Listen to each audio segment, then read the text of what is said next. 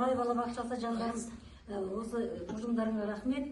Осы жерде осы балалар өсіп, келешек ұрпағымыздың қызығын көріп, аман есен жүре берейік. Томирис ықшам ауданының бөлімшесі Саққорғанның әжелеріміз. Мына Нұрай балабақшасына бүгінгі әжелер күніне арналған мына бесікке салар, тұсаукесер рәсіміне келіп отырмыз. Міне өте керемет осындай бастамаларыңа бастап отырған.